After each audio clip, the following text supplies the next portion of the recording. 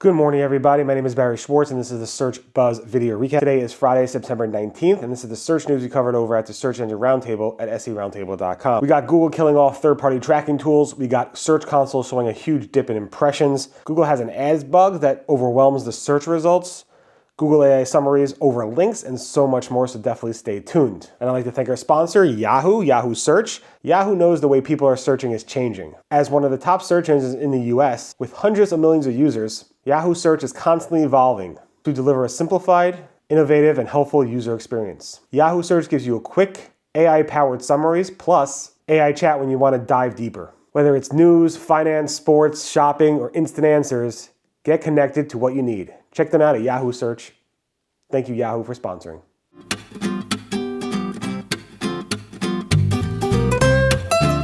Okay, so last week I reported the breaking news then that Google disabled the ability to use the URL parameter to see 100 results per page. So adding the num parameter, num equals 100, stopped working, which is really, really important for those tools that go ahead and scrape Google to get data.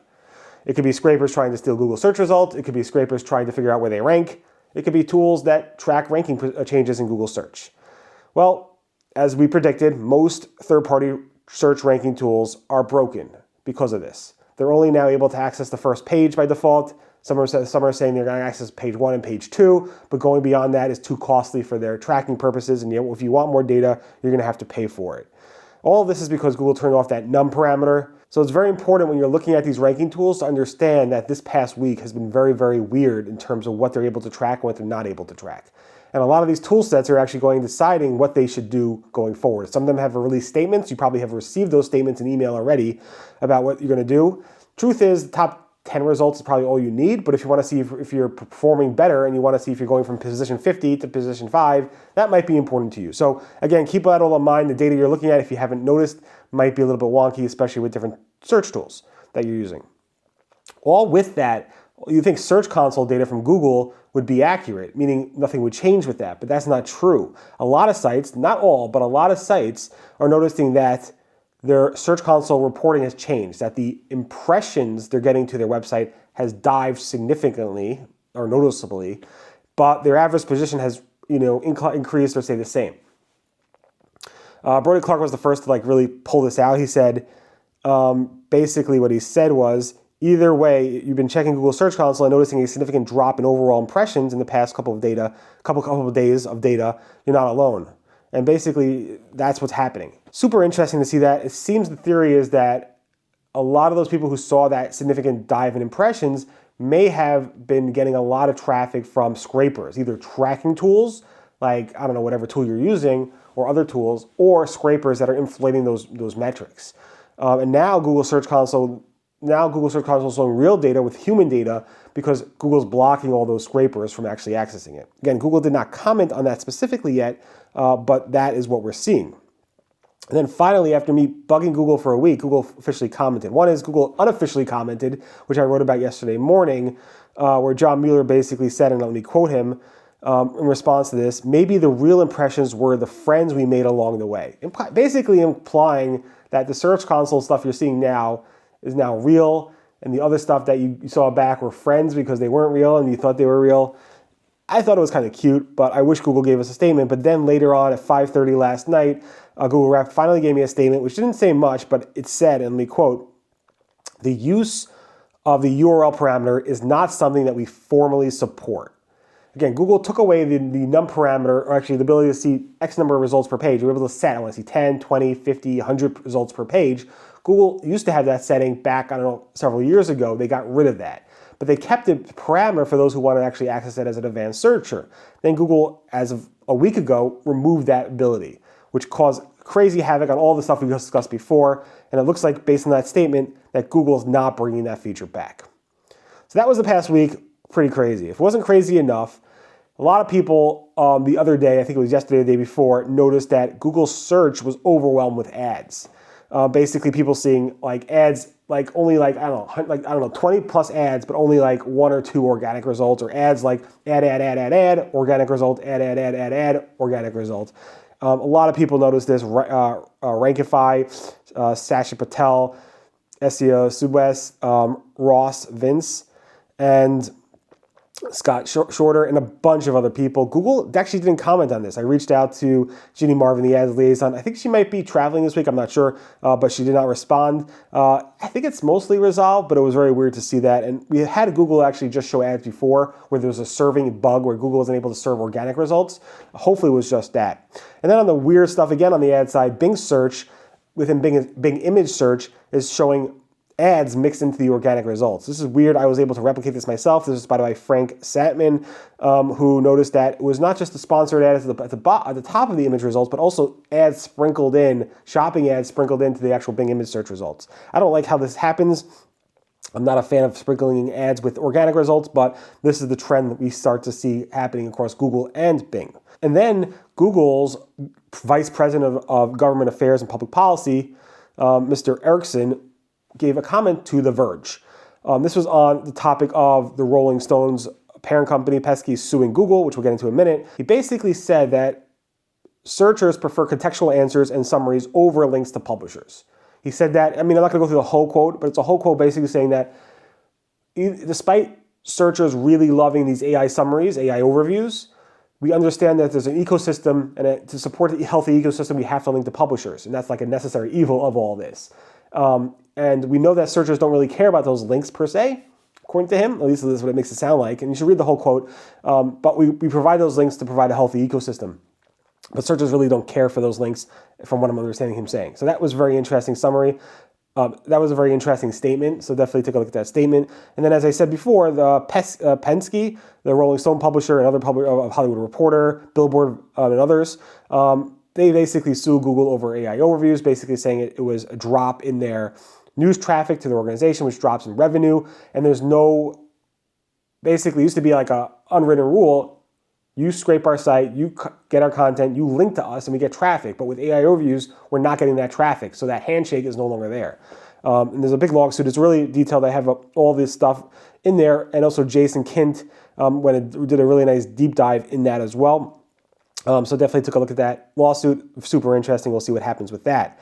And then talking about AI answers and so forth, Google is actually testing AI-generated search snippet summaries. So if the snippet itself, the Google search result snippet, which is basically a line or two, a sentence or two of text, is not short enough for you, Google is actually providing these AI-generated summaries of those snippets. Here's a screenshot of that. This is spotted by Landon Moore. Nice find there. And then Sash and Patel noticed that Google's testing placing that citations card, the link card in the AI overviews, which are usually on the right-hand side or at the top on desktop, at the bottom of the desktop AI answers, AI overviews, which means people are going to click on it less and see it less, which is super annoying. Here's a screenshot of that. And if we're not getting enough AI yet, Google announced that Chrome will be adding, or is adding, rolling out AI mode and AI answers directly in Chrome. When you search in the address bar, which is called the Omni box, Google will give you the ability to type in a long query and then click on AI mode to go directly into AI mode from there. Also, when you're on a web page, you could actually search that web page in the Omni box in the Google Chrome address bar, which would then generate an answer, an AI overview on the right-hand side, which you could then click on to ask follow-up questions in AI mode. So it's going everywhere. AI is everywhere, including Chrome. And then Mark Williams Cook found this really interesting parameter or detail, I'm not sure what it is, within the Google exploit that he discovered about a year ago. He uncovered through some type of bounty program. And he uncovered this, what it says, basically says, Google calculates this question fringe score when processing searches. Maybe it's the query itself, maybe it's the pages themselves, which gives a score to that query of some level. Not exactly sure what it is, but it was very interesting. I posted about that on September 16th at seroundtable.com. Google has launched a new feature in Google Search Console, nothing you really care about or want, but it's basically those achievement notifications, those achievement badges you get on email. Now there's a report. You can actually access them to see the historical achievements you received, plus future achievements that you're trying to reach directly in that report. And Google Discover rolled out features that we saw Google Discover testing for a while. One is that follow feature, where you can actually follow a publication to see more of that in Google Discover, and then more content from creators from X, Instagram, and YouTube Shorts. We've been seeing this a lot. A lot of people have been posting this around this, but now it's officially live, which I kind of like. I like these features. And then Google announced or re-announced this new ish top quality store badge. A year ago, Google actually announced this or released it, where you could actually get this badge of, if you're a top quality store, you could put a badge in your website and say, according to Google users, we're a top quality store. So Google released 2 new badges, not just the top quality store widget, but also the store rating widget and the store quality widget. So you can actually add 3 different widgets if you wanted to your website from Google. And then Google Merchant Center announced or released a new way to handle suspensions. So if you were suspended from Google Merchant Center, they may require you to do video verification, which is a new way of handling it and a much more trusted way. This is spotted by Emmanuel Flossie at Feed Army. And then on the Google Business Profile side, Google's Business API QA feature, where you can actually query and submit and follow up on QA question and answer questions, seems to be going away, will be going away on November 3rd. Are there changes coming? That's the big question. This was spotted by Dale Jepto in the local search forum, which basically said on November 3rd, 2025, we'll be discontinuing the My Business Q&A API. And basically, more features may come or discontinue with this. It says, in the process of updating our Q&A functionality and user experience, so this is actually something related to that. We'll see what changes are happening there. But maybe question and answers may be going away, maybe not, I'm not sure. And then on the Bing side, Bing is testing a sticky search header. As you scroll through the page, the search results, the header will actually stick. Google actually rolled that out about a month ago, and Sasha Patel noticed that they're actually testing this on Bing search as well.